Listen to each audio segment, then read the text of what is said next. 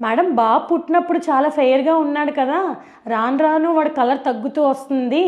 ఏంటి మేడం మేమేమన్నా మంచి సోప్ గాని, క్రీమ్ గాని రాయట్లేదేమో మీరేమన్నా సజెస్ట్ చేయండి అని అడుగుతూ ఉంటారు పోస్ట్‌నాటల్ మదర్స్ విజిట్‌కొచ్చినప్పుడు. మీరు ఏమీ కరెక్ట్‌గానే అన్నీ ఫాలో అవుతూ ఉండుండొచ్చు.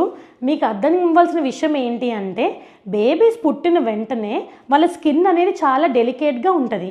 ఆ డెలికేట్ స్కిన్ కింద ఈ బ్లడ్ వెజల్స్ అవి మనకి కనిపించడంతో బేబీస్ ఫెయిరర్‌గా అంటే ఒక పింక్ కాంప్లెక్షన్‌లో మనకి కనిపిస్తూ ఉంటారు.